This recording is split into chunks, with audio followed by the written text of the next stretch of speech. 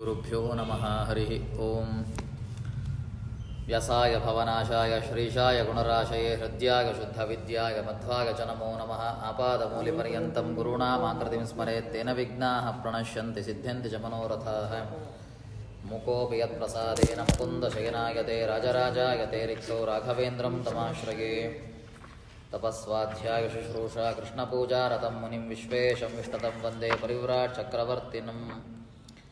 ದೇವಂ ನಾರಾಯಣಂ ನತ್ವಾ ಸರ್ವದೋಷವಿವರ್ಜಿತಂ ಪರಿಪೂರ್ಣಂ ಗುರುಂಶ್ಚಾನ್ ಗೀತಾರ್ಥಂ ವಕ್ಷ್ಯಾಮಿ ಲೇಷತಃ. ಸಮಸ್ತಗುಣಸಂಪೂರ್ಣಂ ಸರ್ವದೋಷವಿವರ್ಜಿತಂ ನಾರಾಯಣಂ ನಮಸ್ಕೃತ್ಯ ಗೀತಾ ತಾತ್ಪರ್ಯಮುಚ್ಯತೆ. ಲಕ್ಷ್ಮೀನಾರಾಯಣಂ ನತ್ವಾ ಪೂರ್ಣಬೋಧಾನ್ ಗುರೂನಪಿ ಕುರ್ಮ ಶ್ರೀಕೃಷ್ಣಗೀತಾಯ ಭಾಷ್ಯಾದ್ಯುಕ್ತಾರ್ಥಸಂಗ್ರಹಂ. ಹಿಂದಿನ ಪಾಠ ಆಚಾರ್ಯರು ಭಾಷ್ಯ ಮತ್ತು ತಾತ್ಪರ್ಯದಲ್ಲಿ ಎರಡೂ ಶ್ಲೋಕಗಳು 39 ಮತ್ತು 40ನೇ ಶ್ಲೋಕದ ಚಿಂತನೆಯ ವಿಷಯದ ಪಾಠವನ್ನು ಮಾಡಿದ್ದೇವೆ, ಕೇಳಿದ್ದೇವೆ. ಈಗ ವಿವೃತ್ತಿಕಾರರ ಅಂತಹ ರಾಯರು ಗೀತಾ ವಿವೃತ್ತಿಯಲ್ಲಿ ಆ ಎರಡೂ ಶ್ಲೋಕಗಳ ನಿರೂಪಣೆಯನ್ನು ಹೇಗೆ ಮಾಡ್ತಾರೆ ಅಂತ ಆ ಪಾಠದ ಚಿಂತನೆಯನ್ನು ನೋಡೋಣ. ಏಷತೆ ಭೀತಾ ಸಾಂಖ್ಯೆ ಬುದ್ಧಿರ್ಯೋಗೇತಿ ಮಾಂ ಶೃಣು ಬುದ್ಧ್ಯಾಯುಕ್ತೋ ಯಾ ಪಾರ್ಥ ಕ್ರಮಬಂಧಂ ಪ್ರಹಾಸ್ಯಸಿ.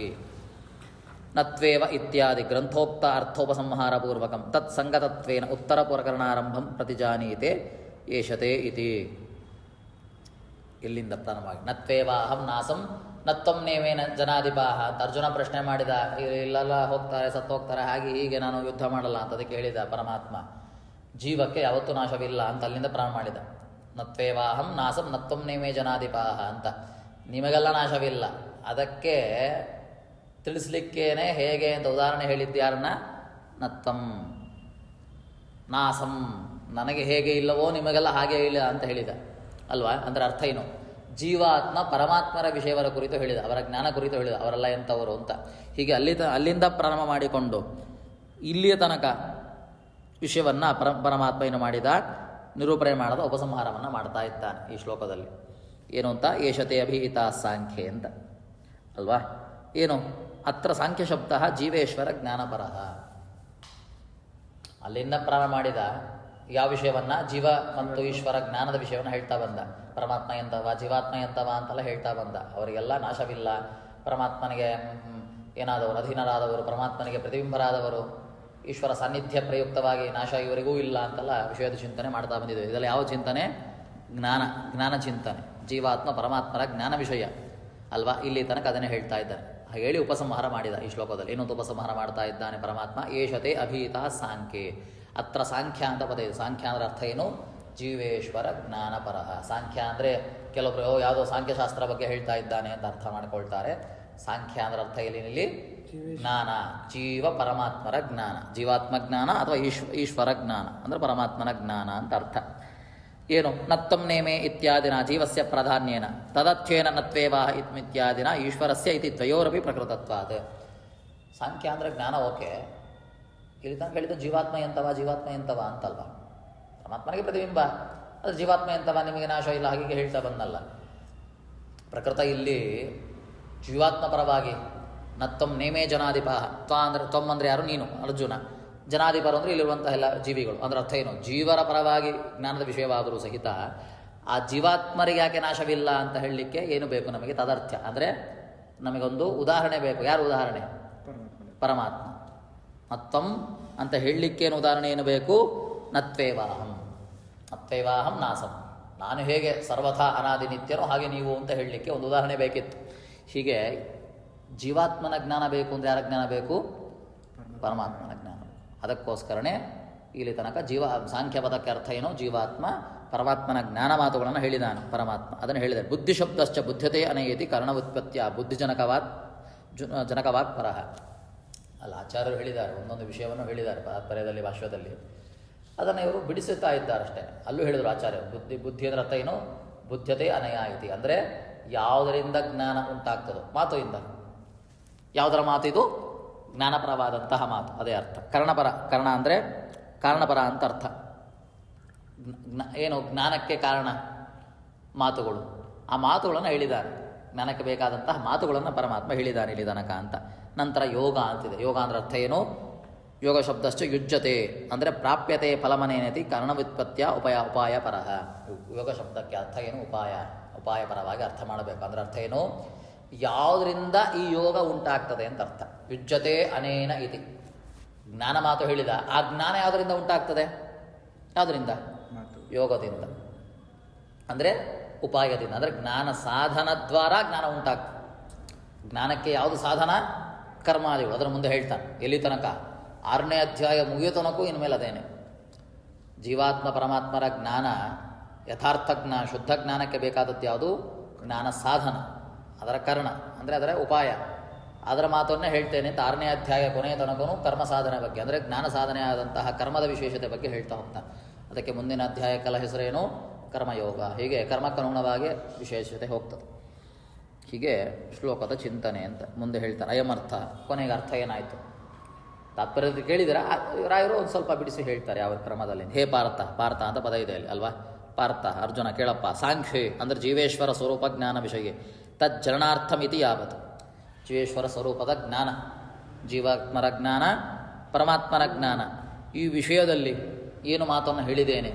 ಬುದ್ಧಿ ಅಂದರೆ ಮಾತನ್ನು ಹೇಳಿದ್ದೇನೆ. ಏಷ ನತ್ವೇವಾಹಮಿತ್ಯಾದಿ ಇತ್ಯಾಧಾರಭ್ಯ ದೇಹಿ ನಿತ್ಯಮವಧ್ಯೋಯಂ ಅಂತ ಇತ್ಯಂತ 30ನೇ ಶ್ಲೋಕ ತನಕ.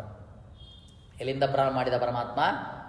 ನತ್ವೇವಾಹಂ ನಾಸಂ ನತ್ವನೇಮೇ ಜದಾದಿಪಾಹ ಅಂತ ಪ್ರಾರಂಭ ಮಾಡಿ ಜೀವೇಶ್ವರ ಜೀವಾತ್ಮ ಪರಮಾತ್ಮರ ಜ್ಞಾನ ವಿಷಯವಾಗಿ ಇಲ್ಲಿ ತನಕ ಎಲ್ಲ ಮಾತುಗಳನ್ನು ಹೇಳ್ತಾ ಬಂದ. ಏಷತೆ ಅಭಿಹಿತ, ತೇ ಅಂದರೆ ಈ ಮಾತುಗಳು ಅಂತ. ತೇ ಬುದ್ಧಿ, ಅಲ್ಲಿಂದ ಪ್ರಾರಂಭ ಮಾಡಿ ಇಲ್ಲಿ ತನಕ ಹೇಳಿದಂತಹ ಎಲ್ಲ ಮಾತುಗಳು ಅಂತ.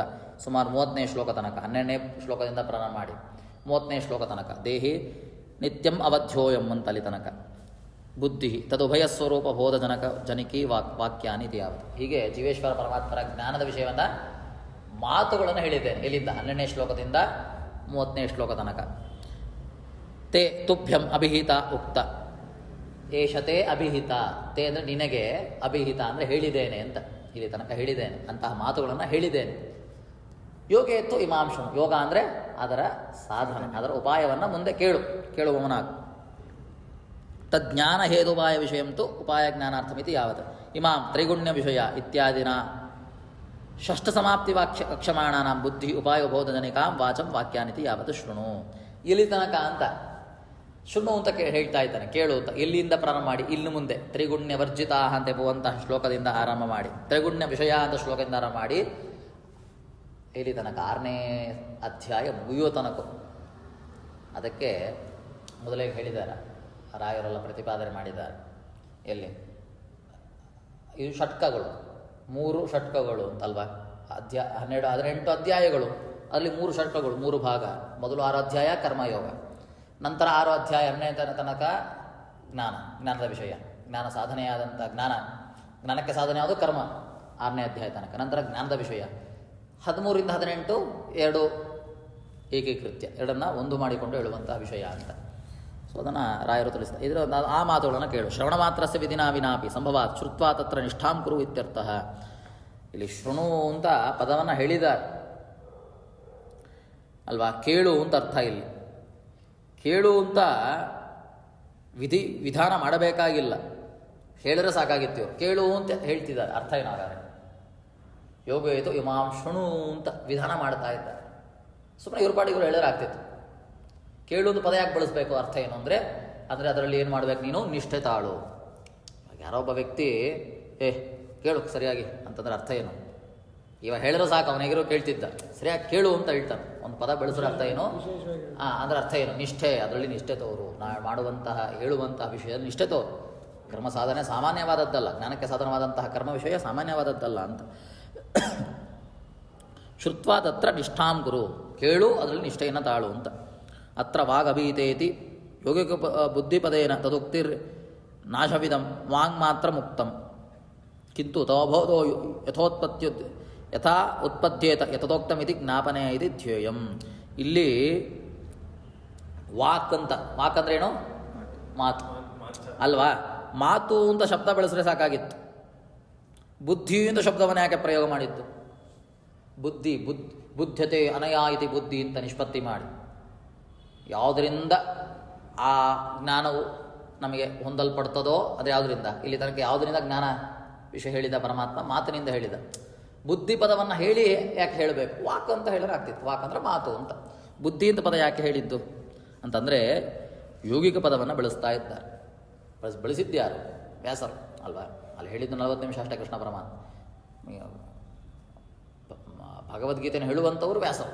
ಯಾಕೆ ಯೋಗಿ ಪದವನ್ನು ಹೇಳ್ತಾ ಇದ್ದಾರೆ ಅಂತ ಆದರೆ ವಿಶೇಷವಾಗಿ ಇದು ಜೀವೇಶ್ವರ ಸ್ವರೂಪವನ್ನು ತಿಳಿಸುವಂತಹ ಮಾತು ಅಂತ ಮಾತ್ರವಲ್ಲ, ಇದು ಅವರ ಸ್ವರೂಪ ಜ್ಞಾನಕ್ಕೆ ಬೇಕಾದಂತಹ ಅದು ಸರಿಯಾಗಿ ಬರಬೇಕು. ಸುಮ್ಮನೆ ಆ ಮಾತನ್ನು ಸಾಮಾನ್ಯವಾಗಿ ಹೇಳ್ತಿಲ್ಲ. ಬುದ್ಧಿ ಅಂದರೆ ಯೋಗಿಕ ಶಬ್ದ. ಎಂತಹ ಬುದ್ಧಿ? ಜೀವೇಶ್ವರರ ಜ್ಞಾನ ಬುದ್ಧಿ. ಸ್ವಲ್ಪ ಹೆಚ್ಚು ತಾತ್ಪರ್ಯ ಇದೆ ಅದರಲ್ಲಿ. ಅದು ಹೇಳು ಮುಖಾಂತರವಾಗಿ ನಮಗೆ ಆಂತರ್ಯ ಇರ್ತದೆ. ಅದು ಓ ಜೀವಾತ್ಮ ಪರಮಾತ್ಮದ ಜ್ಞಾನ ನಮಗೆ ಬಹಳ ಅವಶ್ಯಕ ಅಂತ ಚಿಂತನೆ ಬರಬೇಕು. ತದು ಅವಬೋಧೋ ಯಥಾ ಉತ್ಪದ್ಯೆ ತಥೋಕ್ತಮಿತಿ ಜ್ಞಾಪನ ಇತಿ ಧ್ಯೇಯಂ. ಸುಮ್ಮನೆ ಮಾತು ಅಂತ ಹೇಳಿದ್ರೆ ಸರಿಯಾಗ್ತಾ ಇರಲಿಲ್ಲ. ಮಾತು ಅಂತ ಹೇಳಿದರೆ ಯೋಗಿಕ ಪದವಾದಂತಹ ಬುದ್ಧೀತ ಪದ ಹೇಳೋರಿಂದ ನಮಗೇನು ಅರ್ಥ ಆಗ್ತದೆ? ಸಾಮಾನ್ಯವಾದದ್ದಲ್ಲ. ಜೀವೇಶ್ವರ ಪರಮಾತ್ಮರ ಜ್ಞಾನ ಸಾಮಾನ್ಯವಾದದ್ದಲ್ಲ, ವಿಶೇಷವಾಗಿ ಅದನ್ನು ತಿಳಿಬೇಕು, ಅದನ್ನು ಜ್ಞಾನವನ್ನು ಸಂಪಾದನೆ ಮಾಡಿಕೊಳ್ಳಬೇಕು ಅಂತ ಸ್ಪಷ್ಟತೆಯನ್ನು ತೋರಿಸಲಿಕ್ಕೋಸ್ಕರವಾಗಿ ಆಡಿದ್ದಾರೆ ಅಂತ ಆಯ್ತು. ಆದರ ಜನನಾಯ ಯೋಗಂ ಪ್ರಶಂಸತಿ. ಅಷ್ಟು ಮಾತ್ರವಲ್ಲ, ಮತ್ತು ಇನ್ನೊಂದು ರೀತಿ ಅರ್ಥ. ಬುದ್ಧಿ ಅಂದರೆ ಆದರ, ಅದರಲ್ಲಿ ನಮಗೊಂದು ಪ್ರಶಂಸೆ. ಅದರಲ್ಲಿ ನಮಗೆ ಜ್ಞಾನ ಸಾಮಾನ್ಯ ಜ್ಞಾನ ಅಲ್ಲ, ತಿಳಿಬೇಕಿತ್ತು, ಪ್ರಶಂಸನೆ ಮಾಡಬೇಕದನ್ನು ಅಂತ ತಿಳಿಯಬೇಕು. ಅದಕ್ಕೋಸ್ಕರವಾಗಿ ಯೋಗಕ್ಕೆ ಶಬ್ದವನ್ನು ಬಳಸ್ತಾರೆ. ಬುದ್ಧ್ಯ ಇತ್ಯಾದಿ ಸಾರ್ಥ ಶ್ಲೋಕೇನ. ಮುಂದಿನ ಸಾರ್ಥ ಶ್ಲೋಕ ಅಂದರೆ 1.5 ಶ್ಲೋಕ ಅಂತ. ಆ ಅರ್ಧ ಶ್ಲೋಕಗಳಲ್ಲಿ ವಿಶೇಷವಾಗಿ ಪ್ರಶಂಸೆಯನ್ನು ಮಾಡಲಿಕ್ಕೆ ಹೊರಟಿದೆ. ಯಾ ಮಧ್ವಾಕ್ಯಜನೆಯ ಬುದ್ಧ್ಯ ಜ್ಞಾನೋಪಾಯ ಬುದ್ಧ್ಯ ಯುಕ್ತ ಸನ್ ತದುಷ್ಠಾನದ್ವಾರ ಬ್ರಹ್ಮ ಸಾಕ್ಷಾತ್ಕಾರಾತಿಶಯಂ ಪ್ರಾಪ್ಯ ಕರ್ಮಬಂಧಂ ಸಂಸಾರಂ ನಿಶೇಷತಃ ಪ್ರಹಾಸಿ ಮುಕ್ತೋ ಭವಿಷ್ಯತಿ. ಹೀಗೆ ನಾನು ಹೇಳಿದಂತಹ ಮಾತುಗಳಿಂದ ಆ ಜ್ಞಾನಕ್ಕೆ ಬೇಕಾದಂತಹ ಉಪಾಯವನ್ನು ಹೊಂದಿಕೊಂಡು, ಅಂದರೆ ಕರ್ಮದ ವಿಷಯವನ್ನೆಲ್ಲ ಕೇಳಿಕೊಂಡು ಅದರ ನಿಷ್ಠೆಯನ್ನು ತೋರಿ, ಕರ್ಮಬಂಧಂ ಅಂದರೆ ಸಂಸಾರ ಬಂಧನ, ಪರಮಾತ್ಮನ ಸಾಕ್ಷಾತ್ಕಾರ ಮುಖಾಂತರವಾಗಿ ಪರಮಬಂಧನವನ್ನು ಅಂದರೆ ಸಂಸಾರ ಬಂಧನವನ್ನು ನೀಗಿಸಿಕೊಳ್ಳುವೋಣ. ಪ್ರಹಾಸ್ಯಸಿ ಅಂದರೆ ಅರ್ಥ ಏನು? ಮುಕ್ತವಂತನಾಗಿ ಆಗು, ಕರ್ಮಬಂಧನಿಂದ ಮುಕ್ತಿಯನ್ನು ಪಡೆದುಕೋ ಅಂತ ಅಲ್ಲಿಗೆ ಮುಗಿಸ್ತಾರೆ. ನೆಕ್ಸ್ಟ್ ಶ್ಲೋಕದ ಚಿಂತನೆ. ನೇಹಾವಿಕ್ರಮನಾಶೋಸ್ತಿ ಪ್ರತ್ಯವಾಯೋನ ವಿದ್ಯತೆ ಸ್ವಲ್ಪಮಪ್ಯಸ್ಯ ಧರ್ಮಸ್ಯ ತ್ರಾಯತೆ ಮಹತೋ ಭಯಾತ್. ಆಚಾರ್ಯರ ಮಾತನ್ನು ಕೇಳಿದ್ದೇವೆ. ಅದನ್ನು ರಾಯರು ಈ ಶ್ಲೋಕದ ವಿಶೇಷತೆಯನ್ನು ಬಿಡಿಸ್ತಾ ಹೋಗ್ತಾರೆ. ಕಿಂಚ ಇಹ ವಕ್ಷಮಾಣೆ ಯೋಗಿ ಶಬ್ದ ಜ್ಞಾನೋಪಾಯಭೂತ ನಿಷ್ಕಾಮ ವಿಷ್ಣುವಾರಾಧನ ರೂಪ ಕರ್ಮ ವಿಷಯ ಅಭಿಕ್ರಮಸ್ಯ ಉಪಕ್ರಮಸ್ಯ ನಾಶೋ ನಾಸ್ತಿ. ನ ಇಹ ಅಭಿಕ್ರಮ ನಾಶ ಅಸ್ತಿ. ಅಭಿಕ್ರಮ ನಾಶ ನ ಇಹ ಅಸ್ತಿ ಅಂತ ಮೊದಲ ಶ್ಲೋಕದ ಮೊದಲ ಪಾದದ ವಿಷಯ. ನೇಹಾಭಿಕ್ರಮ ನಾಶೋಸ್ತಿ ಅಂದರೆ ಪದನ ಬಿಡಿಸಿದ್ರೆ ಅಭಿಕ್ರಮ ನಾಶ ನ ಇಹ ಅಸ್ತಿ, ಇಹ ನಾಸ್ತಿ. ಅಭಿಕ್ರಮನ ಪದಕ್ಕೆ ಅರ್ಥವನ್ನು ಹೇಳ್ತಾರೆ ರಾಯರು. ಯೋಗಿಕ ಶಬ್ದ ಜ್ಞಾನ ಉಪಾಯಭೂತ ನಿಷ್ಕಾಮ ವಿಷ್ಣುರಾರಾಧನ ರೂಪ ಕರ್ಮ ವಿಷಯೇ ಅಭಿಕ್ರಮಸ್ಯ ಉಪಕ್ರಮಸ್ಯ. ಎಂತಹ ಕರ್ಮ, ಎಂತಹ ಚಿಂತನೆ ಇದು? ನಿಷ್ಕಾಮ ವಿಷ್ಣುರಾರಾಧನ ರೂಪ ಕರ್ಮ ವಿಷಯ ಅಭಿಕ್ರಮಸ್ಯ ಉಪಕ್ರಮಸ್ಯ ನಾಶೋ ನಾಸ್ತಿ. ಕಿಂಚ ಅಂತ ಪದವನ್ನು ಹೇಳ್ತಾರೆ. ಎಷ್ಟು ಮಾತ್ರವಲ್ಲ, ಅಂದರೆ ಜ್ಞಾನಕ್ಕೆ ಸಾಧನವಾದಂತಹ, ಅದರ ಜ್ಞಾನ ಉಪಾಯ ರೂಪವಾದಂತಹ ಅದರ ಅನುಷ್ಠಾನದಿಂದ ನಿಷ್ಠೆಯನ್ನು ಮಾಡುವುದು. ಅದರ ಅರ್ಥ ಏನು? ಅದರ ಅನುಷ್ಠಾನದಿಂದ ನಿನಗೆ ಕರ್ಮಬಂಧನ ಬಿಡುಗಡೆ ಮಾತ್ರವಲ್ಲ, ಮತ್ತೂ ಇದೆ ಅಂತ ಮಾತನ್ನು ಕೇಳು. ಏನು ಅಂತ?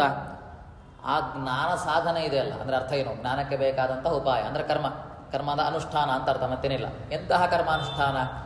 ಭಗವತ್ ಪೂಜಾರೂಪವಾದಂತಹ ನಿಷ್ಕಾಮ ಕರ್ಮ ಎಂಬುವಂತಹ ಭಗವತ್ ಪೂಜಾರೂಪವಾದಂತಹ ಆ ಕರ್ಮಾನುಷ್ಠಾನ. ಆ ಕರ್ಮಾನುಷ್ಠಾನ ಎಂಬುವಂತಹ ವಿಷಯದಲ್ಲಿ ಉಪಕ್ರಮನ ನಾಶೋ ನಾಸ್ತಿ. ಉಪಕ್ರಮ ಅಂದರೆ ಪ್ರಾರಂಭ ಮಾಡಿದಾಗ, ಪ್ರಾರಂಭ ಮಾಡಿದ್ದಕ್ಕೇನೆ ನಾಶವಿಲ್ಲ. ಅದರ ಅರ್ಥ ಏನು? ಪ್ರಾರಂಭ ಮಾಡ್ತೇವೆ, ಪ್ರಾರಂಭ ಮಾಡಿ ಅದರ ಮಧ್ಯದಲ್ಲಿ ಬಿಟ್ಬಿಡ್ತೇವೆ, ಪೂರ್ಣ ಆಗೋದಿಲ್ಲ ಅಲ್ಲ, ಅದರ ಫಲ ಇಲ್ವಲ್ಲ ಅಂತ ಚಿಂತನೆ ಮಾಡಬೇಡ. ನ ಇಹ ಅಸ್ತಿ ಉಪಕ್ರಮಸ್ಯ ನ ಇಹ ನ ಅಸ್ತಿ.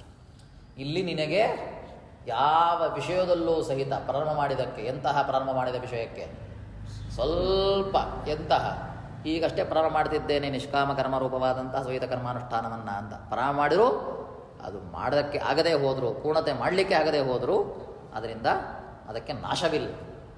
ನಾಶ ಇಲ್ಲ ಅರ್ಥ ಏನು? ಪರಿಪೂರ್ಣತೆ ತಂದು ಕೊಡ್ತದೆ ಅಂತ. ನಿನಗೆ ಕರ್ಮಬಂಧನದಿಂದಾಗಿ ಮುಕ್ತಿನ ತಂದು ಕೊಡ್ತದೆ. ನೆಕ್ಸ್ಟು ಪ್ರತ್ಯವಾಯೋನ ವಿದ್ಯತೆ.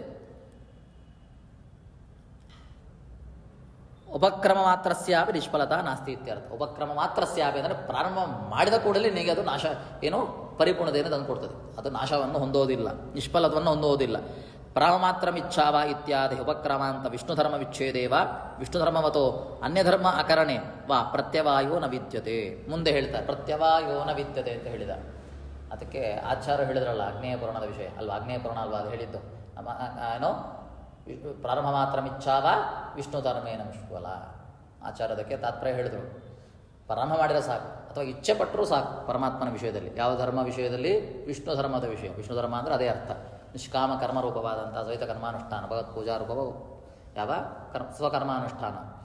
ಆ ವಿಷಯದಲ್ಲಿ ಉಪಕ್ರಮ ಪ್ರಾರಂಭ ಮಾಡಿದರೂ ಇಚ್ಛೆ ಪಟ್ಟರೂ ಅದಕ್ಕೆ ನಾಶವಿಲ್ಲ, ನಿಷ್ಫಲತೆ ಇಲ್ಲ, ಪರಿಪೂರ್ಣವನ್ನು ತಂದು ಕೊಡ್ತಾನೆ. ಪರಿಪೂರ್ಣತೆ ಹಾಗೇ ಆಗ್ತದೆ, ಪರಮಾತ್ಮ ಅನುಗ್ರಹ ಮಾಡ್ತಾನೆ ಆ ರೀತಿಯಲ್ಲಿ.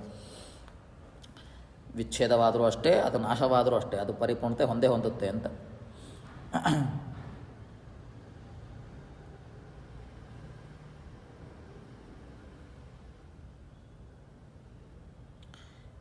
ಪ್ರತ್ಯವಾಯೋ ನ ವಿದ್ಯತೆ ಅದನ್ನು ಹೇಳ್ತಾ. ವಿಷ್ಣು ಧರ್ಮವತೋ ಅನ್ಯ ಧರ್ಮ ಅಕರಣೇವ ಪ್ರತ್ಯವಾಯೋ ನ ವಿದ್ಯತೆ. ವಿಷ್ಣು ಧರ್ಮವನ್ನು ಮಾಡ್ತಾ ಇದ್ದೆ. ವಿಷ್ಣು ಧರ್ಮ ಅಂದರೆ ಅರ್ಥವನ್ನು ಹೇಳಿದ್ದಾರೆ ಆಚಾರ್ಯ ಅಲ್ವಾ.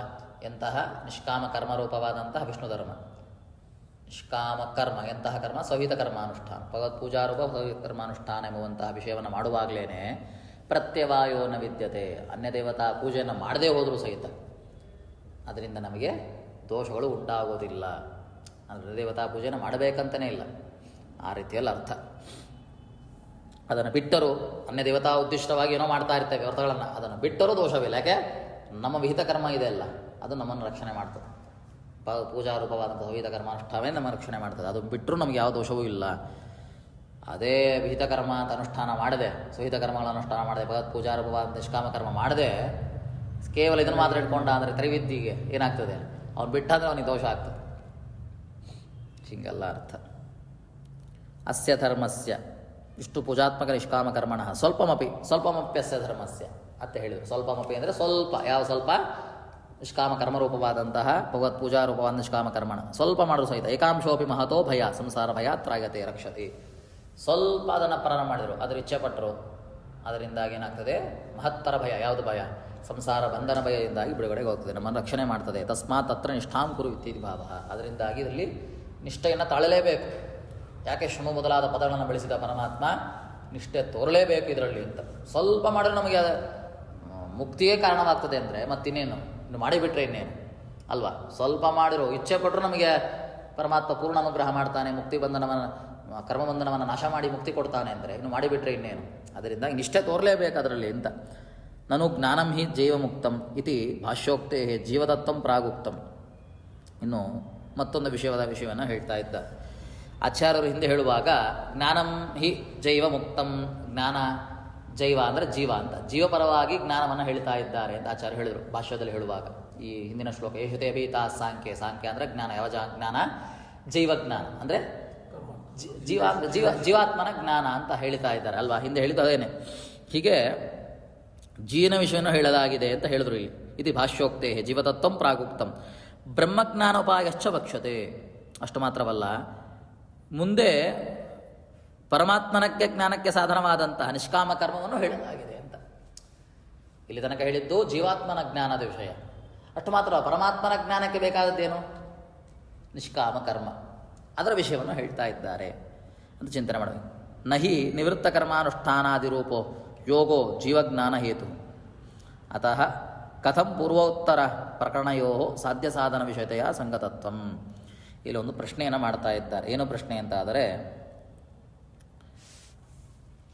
ಆಚಾರ್ಯ ಹೇಳುವಾಗ ಏನಂತ ಹೇಳಿದ್ರು? ಜೈವಮುಕ್ತಂ ಜ್ಞಾನಂ ಜೈವಮುಕ್ತಂ ಅಂದರೆ ಜೀವಜ್ಞಾನ, ಜೀವಾತ್ಮನ ಜ್ಞಾನವನ್ನು ಹೇಳ್ತಾ ಇದ್ದಾನೆ ಸಾಂಖ್ಯ ಪದದಿಂದ ಅಂತ ಹೇಳಿ, ಮುಂದೆ ಹೇಳುವಾಗ ನಿಷ್ಕಾಮ ಕರ್ಮದಿಂದ ಯಾರ ಜ್ಞಾನ ಆಗ್ತದೆ? ನಿಷ್ಕಾಮ ಕರ್ಮಾನುಷ್ಠಾನದಿಂದಾಗಿ ಯಾವ ಜ್ಞಾನ ಬರ್ತದೆ ನಮಗೆ? ಪರಮಾತ್ಮನ ಜ್ಞಾನ ಉಂಟಾಗ್ತದೆ ಅಲ್ಲ. ನಿಷ್ಕಾಮ ಕರ್ಮದಿಂದಾಗಿ ಪರಮಾತ್ಮನ ಜ್ಞಾನ ಉಂಟಾದರೆ ಸಾಂಖ್ಯ ಪದದಿಂದ ಹೇಳಿದ್ದು ಯಾರ ಜ್ಞಾನ? ಜೀವಾತ್ಮನ ಜ್ಞಾನವಲ್ವ. ನಿಷ್ಕಾಮ ಕರ್ಮದಿಂದಾಗಿ ಬರ್ತಿರೋದು ಯಾರ ಜ್ಞಾನ? ಪರಮಾತ್ಮನ ಜ್ಞಾನ. ಆದರೆ ಇಲ್ಲಿ ತನಕ ಹೇಳಿದ್ದು ಯಾರ ವಿಷಯವನ್ನ? ಜೀವಾತ್ಮನ ಜ್ಞಾನ ವಿಷಯವನ್ನು. ಸಂಗತ್ತೇನೇ ಇಲ್ವಲ್ಲ.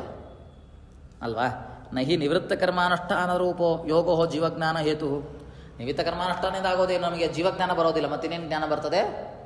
ಪರಮಾತ್ಮನ ಜ್ಞಾನ ಉಂಟಾಗ್ತದೆ, ಹೊರತು ಜೀವಾತ್ಮ ಜ್ಞಾನ ಉಂಟಾಗಲ್ಲ. ಅದು ಹೇಳಿದಕ್ಕೆ ಹೇಳಿದ ಯಾವ ವಿಷಯ? ಜೀವಾತ್ಮನ ಜ್ಞಾನ ವಿಷಯ. ಆದ್ದರಿಂದ ಯಥಾ ಕಥಂ ಪೂರ್ವೋತ್ತರ ಪ್ರಕರಣಯೋ ಸಾಧ್ಯ ಸಾಧನತಾ ವಿಷಯ ಸಂಗತತ್ವ. ಸಾಧ್ಯನ ಸಾಧನ ಭಾವವೇ ಇಲ್ವಲ್ಲ. ಪೂರ್ವಕ್ಕೂ ಉತ್ತರಕ್ಕೂ, ಅಂದರೆ ಹಿಂದೆ ಹೇಳಿದ ವಿಷಯಕ್ಕೂ ಮುಂದೆ ಹೇಳೋ ವಿಷಯಕ್ಕೂ ಸಾಂಗತ್ಯವೇನೇ ಇಲ್ವಲ್ಲ. ಹಿಂದೆ ಹೇಳಿದ ಯಾವ ವಿಷಯ? ಜೀವಾತ್ಮನ ಜ್ಞಾನ. ಮುಂದೆ ಹೇಳೋದು ಯಾವ ವಿಷಯ? ಪರಮಾತ್ಮನ ಜ್ಞಾನಕ್ಕೆ ಬೇಕಾದಂತಹ ನಿಷ್ಕಾಮ ಕರ್ಮ ಬದಬೇಕು. ಇಲ್ಲಿ ಸಾಂಗತ್ಯ ಎಲ್ಲಿದೆ ಅಂತ ಪ್ರಶ್ನೆ ಮಾಡಬೇಡಿ. ಹೇಳ್ತೀವಿ ನಾವು ಮೈವಂ, ಹಾಗೆ ಮಾಡಬೇಡಿ. ಈಗೇನು ಚಿಂತನೆ ಮಾಡ್ತಾ ಇದ್ದಾರಲ್ಲ ರಾಯರು, ಇದೇ ರೀತಿ ಇರ್ತದೆ. ಟೀಕಾರಾಯರ ವಾಕ್ಯಗಳು ಬೇರೆ ಬೇರೆ ಗ್ರಂಥಗಳಲ್ಲಿ ಪೂರ್ವಪಕ್ಷದ ವಿಷಯ ಹೇಳೋದು ಮೈವಂ ನಚ ಯುಜ್ಯತೆ ಪ್ರಶ್ನೋ ನ ಯುಜ್ಯತೆ ಹೀಗೆಲ್ಲ ಹೇಳಿ ಪೂರ್ವಪಕ್ಷಗಳ ವಿಷಯ ಹೇಳ್ತಾ ಇದು ಸರಿಯಲ್ಲ ಅಂತ ಅದನ್ನು ನಿರಾಕರಣೆ ಮಾಡ್ತಾ ಆ ಸಾಂಗತ್ಯ ನಿಮಗೆ ಹತ್ರದಲ್ಲಿ ಇದೆ. ಇವಾಗ ರಾಯರು ಅದೇ ಕ್ರಮದಲ್ಲಿ ಹೇಳ್ತಾ ಇದ್ದ. ಶ್ರುತ್ವಾಪೇನಂ ಇತ್ಯತ್ರ ಭಗವತ್ ಪ್ರತಿಬಂಧತ್ವಾದಿನ ಜೀವಚೈತನ್ಯವಾದಿ ದುರ್ಲಭ ಇತ್ಯುಕ್ತ್ಯ ತಾದೃಶತ್ವೇನ ತಜ್ಞಾನೋಪಾಯಸ್ಯ ಅಪಿ ಆಕಾಂಕ್ಷಿತತ್ವೇನ ವಕ್ಷ್ಯಮಾಣ ನಿವೃತ್ತಕರ್ಮಾನುಷ್ಠಾನ ಆರಾಧಿತ ಭಗವತ್ ಪ್ರೀತಿರೇವ ಈಶ್ವರ ತತ್ವಜ್ಞಾನಸ್ಯ ಉಪಾಯತ್ವಾತ್. 29ನೇ ಶ್ಲೋಕದಲ್ಲಿ ಚಿಂತನೆ ನೋಡಿ ನೀವು. ಏನು ಇದು ವಿಷಯ?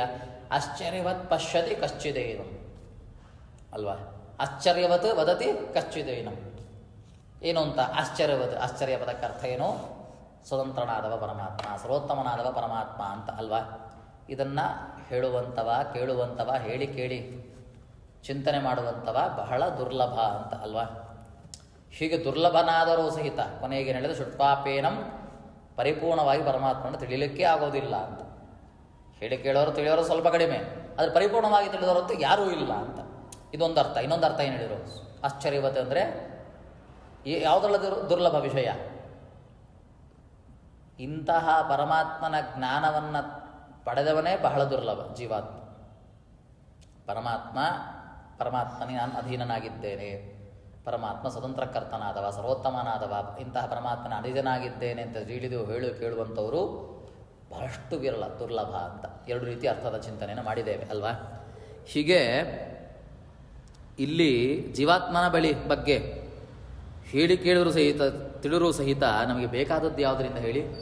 ಯಾವುದರ ಜ್ಞಾನ ಇದ್ರೆ ನಮಗೆ ಜೀವಾತ್ಮನ ಜ್ಞಾನ ಬರ್ತದೆ? ತಾದೃಶತ್ವೇನ ತಜ್ಞಾನ ಉಪಾಯಸ್ಯ ಅಪಿ ಆಕಾಂಕ್ಷೋತತ್ವೇನ ವಕ್ಷ್ಯಮಾಣ ನಿವೃತ್ತ ಕರ್ಮಾನುಷ್ಠಾನ ಆದಿತ ಭಗವತ್ ಪ್ರೀತಿರೇವ. ಇಂತಹ ಜೀವಾತ್ಮ ದುರ್ಲಭ ಅಂದರೆ ಆ ಜೀವಾತ್ಮನ ಜ್ಞಾನಕ್ಕೆ ಬೇಕಾದಂತಹ ಅವನಿಗೆ ಯಾವ ಅಧೀನದಲ್ಲಿ ಇದ್ದಾನೆ, ಅವ ಯಾರ ಅನುಗ್ರಹದಲ್ಲಿದ್ದಾನೆ. ಅಂದರೆ ಯಾರ ಜ್ಞಾನ ಬೇಕಾಗ್ತದೆ? ಯಾರ ಸದೃಶ್ಯದ ಜ್ಞಾನ ಬೇಕು ನಮಗೆ? ಈಶ್ವರ. ಇವ ದುರ್ಲಭ ಅಂತಾದರೆ ಇವನ ಜ್ಞಾನ ಬೇಕು ಅಂದರೆ ಯಾರ ಜ್ಞಾನ ಬೇಕು ನಮಗೆ? ಪರಮಾತ್ಮರ ಜ್ಞಾನ ಬೇಕು, ಪರಮಾತ್ಮನ ಜ್ಞಾನ ಬೇಕು. ಹೀಗೆ ಆ ತಜ್ಞಾನಸ್ಯಾಪಿ ಅವಾಂಕ್ಷಿತತ್ವೇನ, ಅವನ ಜ್ಞಾನವೂ ನಮಗೆ ಆಕಾಂಕ್ಷೆ ಇದೆ. ಕೇವಲ ನಮಗೆ ಜೀವಾತ್ಮ ಜ್ಞಾನ ಮಾತ್ರವಲ್ಲ, ಇವ ಇಂಥವ ಅಂತ ತಿಳಿಯಬೇಕು ಅಂದ್ರೂ ಯಾರ ಜ್ಞಾನ ಬೇಕು ನಮಗೆ? ಪರಮಾತ್ಮನ ಜ್ಞಾನ ಬೇಕು. ಆಕಾಂಕ್ಷೆ ಇದೆ ನಮಗೆ ಅವನಿಂದ. ಅದರಿಂದೇನೆ ಅಂತಹ ಪರಮಾತ್ಮನ ಜ್ಞಾನ ಯಾವುದರಿಂದ ಆಗ್ತದೆ? ನಿವೃತ್ತ ಕರ್ಮಾನುಷ್ಠಾನ ಅಂದರೆ ನಿಷ್ಕಾಮ ಕರ್ಮರೂಪವಾದಂತಹ ಸ್ವಹಿತ ಕರ್ಮಾನುಷ್ಠಾನ, ಭಗವತ್ ಪೂಜಾರೂಪವಾದಂಥ ಕರ್ಮಾನುಷ್ಠಾನ ಎಂಬುವಂತಹ ಕರ್ಮಕ್ಕನುಗುಣವಾಗಿ ಅವನ ಜ್ಞಾನ ಉಂಟಾಗ್ತದೆ ಅಲ್ವಾ. ಆದ್ದರಿಂದ ಸಾಂಗತ್ಯ ಇದೆ. ಸಾಧ್ಯ ಮಾಡಲಿಕ್ಕೆ ಸಾಧನ ಯಾವುದಿಲ್ಲಿ? ಸ್ವಹಿತ ಕರ್ಮಾನುಷ್ಠಾನ, ಭಗವತ್ ಪೂಜಾರೂಪ ಸ್ವಹಿತ ಕರ್ಮಾನುಷ್ಠಾನ. ಯಾವುದರಿಂದ ಆಗುವಂತಹದ್ದು? ಇದರಿಂದ ಏನಾಗುವಂಥದ್ದು? ಪರಮಾತ್ಮನ ಜ್ಞಾನ. ಸಾಂಗತ್ಯ ಕೂಡ್ತಲ್ಲ. ಈಗ ಸಾಂಗತ್ಯ ಇರೋದ್ರಿಂದಾಗಿ ಸಂಗತಿ ಇಲ್ಲ ಅಂತ ತಿಳಿಬೇಡಿ. ತದರ್ಥೇನ ಪ್ರಕೃತಸ್ಯಾಪಿ ಈಶ್ವರಸ್ಯ ತಸ್ಮಾದೇವಂ ವಿದಿತ್ವೇನಂ ಇತ್ಯತ್ರ ಸ್ವಾತಂತ್ರ್ಯಾದಿನ ಜ್ಞಾನಸ್ಯ ಮೋಕ್ಷಾದಿ ಸರ್ವಪೂರ್ವ ಪುಮರ್ಥಹೇತುತ್ವೋಕ್ತ್ಯ ತಜ್ಞಾನೋಪಾಯಸ್ಯಾಪಿ ಆಂಕ್ಷಿತತ್ವಾತ್. ತಸ್ಮಾದೇವಂ ವಿದಿತ್ವೇನಂ ಅಂತ ಮತ್ತೊಂದು ಶ್ಲೋಕದ ಚಿಂತನೆಯನ್ನು ಹೇಳ್ತಾ ಇದೆ. ತಸ್ಮಾದೇವಂ ವಿದಿತ್ವೇನಂ ನಾನು ಶೋಚಿತುಮರ್ಹಸಿ ಅಂತ 25ನೇ ಶ್ಲೋಕದಲ್ಲಿ ಪರಮಾತ್ಮ ಹೇಳಿದ. ಅಷ್ಟು ಮಾತ್ರವಲ್ಲ, ಮತ್ತೊಂದು ಚಿಂತನೆ ನೋಡಿ. 25ನೇ ಶ್ಲೋಕ ಹೇಳುವಾಗ ಏನು ಹೇಳಿದ? ತಸ್ಮಾದೇನಂ ವಿದಿತ್ವೇವಂ, ಇವನನ್ನು ಹೀಗೆಲ್ಲ ತಿಳಿದು ನಾನು ಶೋಚಿತುಮರ್ಹಸಿ, ನಿನಗೆ ಯಾವ ದುಃಖವೂ ಇಲ್ಲ. ಯಾವ ದುಃಖವೂ ಇಲ್ಲ ಯಾವುದರಿಂದ? ಪರಮಾತ್ಮನನ್ನು ತಿಳಿಯೋದ್ರಿಂದ, ಪರಮಾತ್ಮನ ಜ್ಞಾನದಿಂದ ಅಂತ ಅಲ್ವಾ. ಹೀಗೆ ಎಂತಹ ಜ್ಞಾನದಿಂದ ಚಿಂತನೆ ಮಾಡಿದ್ರೆ ನಮಗೇನು ಬೇಕು? ಪರಮಾತ್ಮನ ಜ್ಞಾನ ಎಂಥದ್ದು? ಅವನ ಸ್ವತಂತ್ರ ಕರ್ತನಾದವ, ಸರ್ವೋತ್ತಮನಾದವ. ಹೀಗೆಲ್ಲ ಜ್ಞಾನದ ಚಿಂತನೆ ಇದೆ ನಮಗೆ. ಸ್ವತಂತ್ರ್ಯಾದಿನ ಜ್ಞಾನಸ್ಯ, ಈ ಜ್ಞಾನ ಎಲ್ಲ ನಮಗೆ ಯಾವುದಕ್ಕೆ ಸಾಧನೆ ಆಗ್ತದೆ? ಮೋಕ್ಷಾದಿ ಸರ್ವಪುಮರ್ಥ ಹೇತುತ್ವ ಉಕ್ತ್ಯ. ಇಂತಹ ಪರಮಾತ್ಮನ ಜ್ಞಾನದಿಂದ ಏನಾಗ್ತದೆ ನಮಗೆ? ನಿಜವಾದ ಪುಮರ್ಥ ಯಾವುದು? ಮೋಕ್ಷ. ಅಲ್ವಾ? ಧರ್ಮಾರ್ಥ ಕಾಮ ಮೋಕ್ಷದಲ್ಲಿ ದೊಡ್ಡ ಪುರುಷಾರ್ಥ ಯಾವುದು? ಪುಮರ್ಥ ಮೋಕ್ಷ. ಮೋಕ್ಷಕ್ಕೆ ಸಾಧನವಾಗ್ತದೆ ಆ ಪರಮಾತ್ಮನ ಜ್ಞಾನ. ತಜ್ಞಾನ ಉಪಾಯಸ್ಯಾಪಿ ಆಂಶಿತತ್ವ. ಅದಷ್ಟು ಮಾತ್ರವಲ್ಲ, ಆ ಜ್ಞಾನಕ್ಕೂ ನಮಗೆ ಇದು ಬೇಕಲ್ಲ ಇವಾಗ, ಅಲ್ವಾ? ಈ ನನ್ನ ಹೀಗೆ ತಿಳಿದುಕೊಂಡು ನಿನಗೆ ಯಾವ ದುಃಖವೂ ಇಲ್ಲ ಅಂತ ಹೇಳಿದಾಗ ಪರಮಾತ್ಮನ ಜ್ಞಾನದಿಂದ ನಮಗೆ ಮುಕ್ತಿ ಅಂತ ಆಯ್ತು ಹಾಗಾರೆ. ಆ ಪರಮಾತ್ಮನ ಜ್ಞಾನದಿಂದ ಮುಕ್ತಿ ಅಂದರೆ ಆ ಪರಮಾತ್ಮನ ಜ್ಞಾನಕ್ಕೆ ಸಾಧನವಾದಂತಹ ವೇದ ಕರ್ಮಾನುಷ್ಠಾನದ ಬಗ್ಗೆ ಮುಂದೆ ಹೇಳಲೇಬೇಕಾಗ್ತದೆ. ಸೊ ಸಾಧ್ಯ ಸಾಧನದ ಸಾಂಗತ್ಯ ಇದೆ. ಸಾಧನ ಯಾವುದು? ಕರ್ಮಾನುಷ್ಠಾನ, ವಿಹಿತ ಕರ್ಮಾನುಷ್ಠಾನ, ನಿಷ್ಕಾಮ ಕರ್ಮ ವಿಹಿತ ಕರ್ಮಾನುಷ್ಠಾನ. ಅದರಿಂದ ಸಾಧ್ಯ ಯಾವುದು? ಪರಮಾತ್ಮನ ಜ್ಞಾನ. ಪರಮಾತ್ಮನ ಜ್ಞಾನದಿಂದ ಏನಾಗ್ತದೆ? ಮೋಕ್ಷ ಉಂಟಾಗ್ತದೆ. ಸೊ ಸಾಂಗತ್ಯ ಇದೆ ಅಲ್ಲ, ಸಾಂಗತ್ಯ ಇಲ್ಲ ಅಂತ ಹೇಳಬೇಡಿ. ವಕ್ಷಮಾಣ ಸಾಧನಸ್ಯ ಚ ಯಥಾವತ್ತಯ ಪರಾಪರತತ್ವಜ್ಞಾನೋಪಾಯತ್ವಾತ್ ನ ಪರ್ವೋತ್ತರ ಪ್ರಕರಣಯೋ ಅಸಂಗತಿ. ಹೀಗೆ ಮುಂದೆ ಹೇಳುವಂತಹ ಕರ್ಮಾನುಷ್ಠಾನದ ಚಿಂತನ, ಅದಕ್ಕೆ ಅದು ಯಾವುದರ ಸಾಧನೆ? ಅದು ಜ್ಞಾನ ಸಾಧನೆ. ಹೀಗೆ ತದ್ವಾರ ಪರಮಾತ್ಮನ ಸಾಕ್ಷಾತ್ಕಾರ ಮುಖಾಂತರವಾಗಿ ಪರಮಾತ್ಮನ ಮೋಕ್ಷ ಸಿಗುವುದರ ಮುಖಾಂತರವಾಗಿ ನಮಗೆ ಅನುಗ್ರಹ ಸಿಗುವ ಮುಖಾಂತರವಾಗಿ ಎಲ್ಲವೂ ಸಾಂಗತ್ಯ ಇರೋದರಿಂದಾಗಿ ಪೂರ್ವೋತ್ತರ ಪ್ರಕರಣಕ್ಕೆ ಸಾಂಗತ್ಯ ಇಲ್ಲ ಅಂತ ಹೇಳಬೇಡಿ, ಸಾಂಗತ್ಯ ಇದ್ದದ್ದೇನೆ. ಅತ್ರ ಯೋಗಸ್ಯ ಅನೇಕ ಅಧ್ಯಾಯ ಪ್ರತಿಪಾದ್ಯತ್ವಾತ್ ಶ್ರೋತಮನ ಸಮಾಧಾನಾಯ ಪೂರ್ವಸಂಗತತ್ವೇನ ಪ್ರತಿಜ್ಞಾಕರಣ ಸಾರ್ಥಕ್ಯಂ ಜ್ಞೇಯಂ ಅಂಥೇಳಿ ಒಂದು ಅಂಶವನ್ನು ಮುಗಿಸ್ತಾರೆ. ಏನು ಅಂದರೆ ಯೋಗಸ್ಯ ಅನೇಕ ಅಧ್ಯಾಯ ಪ್ರತಿಪಾದಕತ್ವಾತ್, ಕೇಳು ಅಂತ ಹೇಳಿದ, ವಿಧಾನ ಮಾಡ್ತಾ ಇದ್ದಾರೆ, ನಿಷ್ಠೆಯಿಂದ ಮಾಡುವುದು. ಯಾಕೆಂದರೆ ಯೋಗ ಅಂದರೆ ಉಪಾಯ, ಅಂದರೆ ಜ್ಞಾನ ಸಾಧನ, ಅಂದರೆ ಕರ್ಮದ ವಿಹಿತ ಕರ್ಮಾನುಷ್ಠಾನದ ವಿಷಯವನ್ನು ತುಂಬ ಜಾಸ್ತಿ ಹೇಳ್ತಾನೆ ಅಲ್ವಾ? 6ನೇ ಅಧ್ಯಾಯ ತನಕ ಹೇಳ್ತಾ ಹೋಗ್ತಾನೆ ಮೇಲೆ ಪರಮಾತ್ಮ. ಹೀಗೆ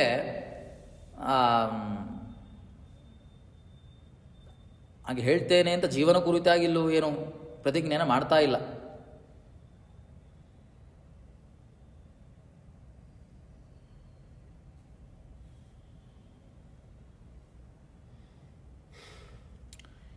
ಯೋಗಸ್ಯ ಅನೇಕ ಅಧ್ಯಾಯ ಪ್ರತಿಪಾದ್ಯತ್ವ ಶ್ರೋತಮನಸ್ಸಮಾಧಾನ ಪೂರ್ವಸಂಗತತ್ವೇನ ಪ್ರತಿಜ್ಞಾಕರಣ ಸಾರ್ಥಕ್ಯಂ ಜ್ಞೇಯಂ.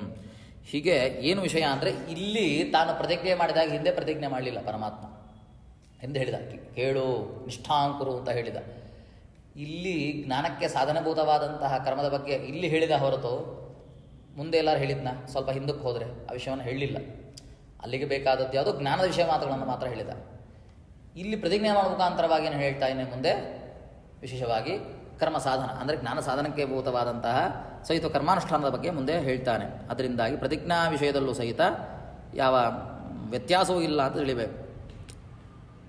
ಹಿಂದೆ ಪ್ರತಿಜ್ಞೆ ಮಾಡಿಲ್ಲ, ಈಗ ಪ್ರತಿಜ್ಞೆ ಮಾಡ್ತಿದ್ದಾನೆ ಅಂತ ತಾತ್ಪರ್ಯ ಅಷ್ಟೇ, ಮತ್ತೇನೇನಿಲ್ಲ. ಹೀಗೆ 2 ಶ್ಲೋಕದ ಚಿಂತನೆಯನ್ನು ಮುಗಿಸ್ತಾರೆ. ಮುಂದೆ 41ನೇ ಶ್ಲೋಕದ ಚಿಂತನೆಯನ್ನು ಮುಂದಿನ ಪಾಠದಲ್ಲಿ ನೋಡೋಣ. ಮೊದಲು ಆಚಾರ್ಯರ ಭಾಷ್ಯ ತಾತ್ಪರ್ಯದ ವಿಷಯ ನೋಡಿ ವಿವೃತ್ತಿಯ ಚಿಂತನೆಯನ್ನು ಮಾಡೋಣ. ಕೃಷ್ಣ.